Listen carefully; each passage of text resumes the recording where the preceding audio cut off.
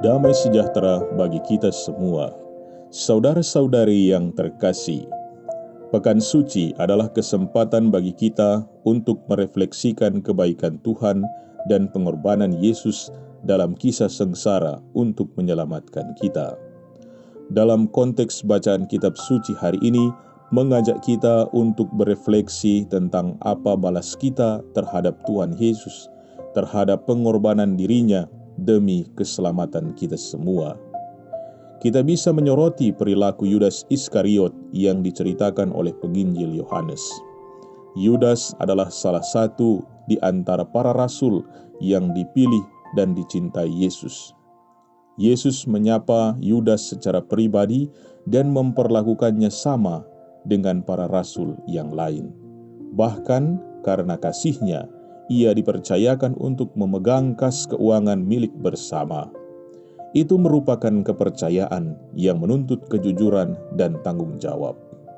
Pemegang keuangan hanya sebagai sarana, tetapi kesatuan dengan Tuhan justru mesti diutamakan. Itu yang dituntut Yesus dari para rasul. Semua aktivitas dilakukan atas peranan Yesus dan tidak boleh tanpa sepengetahuan atau seizin Yesus. Sayangnya, Yudas tidak memperhatikan hal ini. Kebaikan Tuhan dibalas dengan cinta palsu dan kemunafikan. Ia tidak lagi menjadikan Yesus sebagai pusat orientasi. Keberpihakannya bukan lagi pada Yesus, melainkan pada materi. Keberpihakannya pada Yesus jelas hanya faktor iuran, tetapi dalam hatinya ia lebih mencintai uang.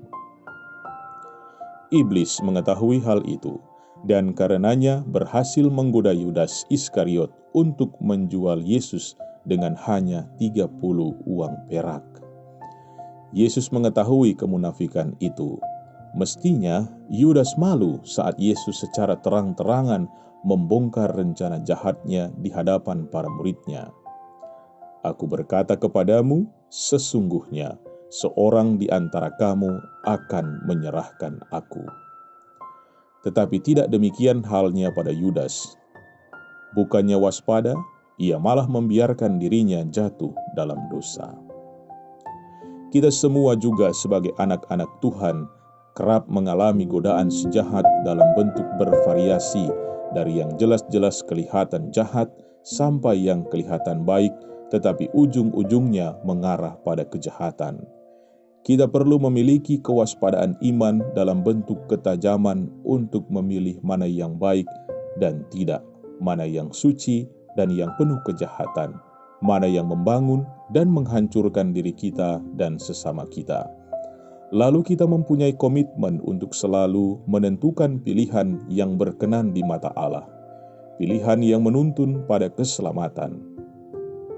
Pastikan bahwa kita tidak mudah kena bujuk rayu si jahat atas kenikmatan dan keuntungan material, serta rayu si jahat untuk kenikmatan sesaat saja akan kehausan akan kuasa.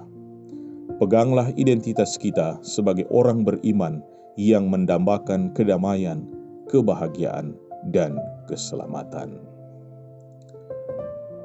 Ya Tuhan, tuntunlah kami agar selalu setia pada jalan kebenaran-Mu. Amin.